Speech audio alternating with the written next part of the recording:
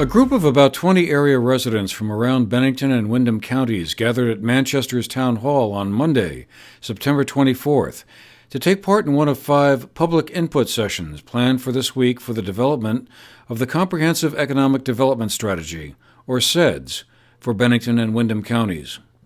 The other sessions were held in Wilmington, Brattleboro, Bennington, and Bellows Falls. A CEDS is a program under the aegis of the federal government's Commerce Department's Economic Development Administration. It's intended as a way to bring together different interest groups from both the public and private sectors in a region, in this case Bennington and Windham counties, to collaborate and build the area's economic prosperity. Regions, like Windham County, which developed and approved CEDS back in 2014, become eligible for federal grants under the Public Works and Economic Adjustment Assistance programs. Comprehensive economic development strategies need to be reapproved every 5 years, and with Windham County's one due to expire in 2019, both Bennington and Windham economic leaders, which includes organizations like the Bennington County Regional Commission, the Bennington County Industrial Corporation, and the Brattleboro Development Credit Corporation, joined forces and at a meeting last May at Mount Snow in Dover, Vermont, announced the kickoff of an effort to secure a renewal of the Windham County CEDS plan as a bi-county entity. The history of the effort goes back further, to the release of a report in 2015 which identified the Southern Vermont Economic Zone, basically the 2 counties plus parts of Windsor County, as ones which were lagging behind the rest of the state in recovery from the 2008 recession and with a population that had an older median age than elsewhere in the state. Monday's meeting was a chance for some of the leaders of the CEDS initiative to hear from members of the public and bring everyone up to speed on where things stood. Rachel Selsky, a project manager and consultant with Camoin Associates, an economic development consulting group hired to assist local planners in building out the CEDS, gave the overview of where things stood. And so today we'll be talking mostly about the draft goals and the objectives.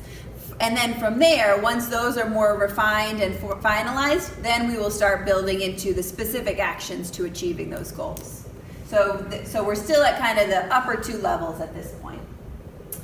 And of course, the goal of the process is really to identify what key infrastructure projects, new programs, new policies, new training programs need to be implemented to help us move forward with the future of Southern Vermont. And really to improve the quality of life, create new opportunities for residents and businesses to expand and really diversify and strengthen the overall economy. Participants were interested to hear more about how the goals outlined were to be achieved.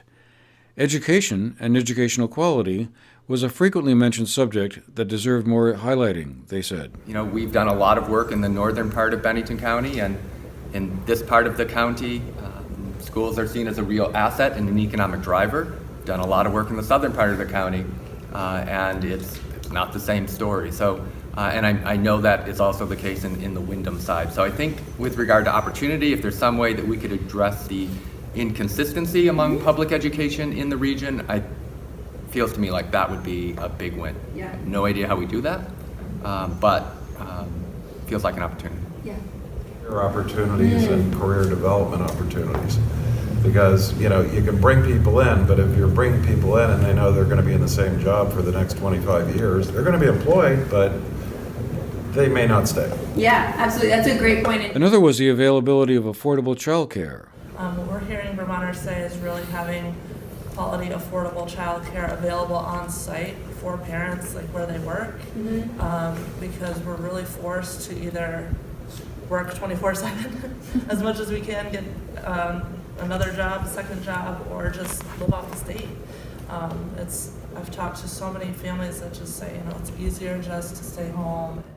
Transportation was another issue raised.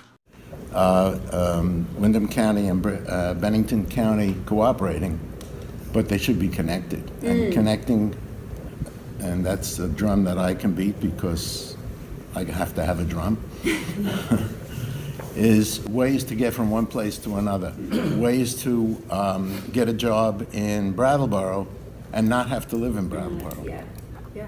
Wayne Granquist, who chaired the Southern Vermont Economic Zone Committee, gave us his take on how things were going so far. I don't think it can go any faster and still be thorough. The question is, to me, is making sure that we have enough participation, particularly from the business community, that will understand the importance of this planning process and the end result that can occur when it's done well.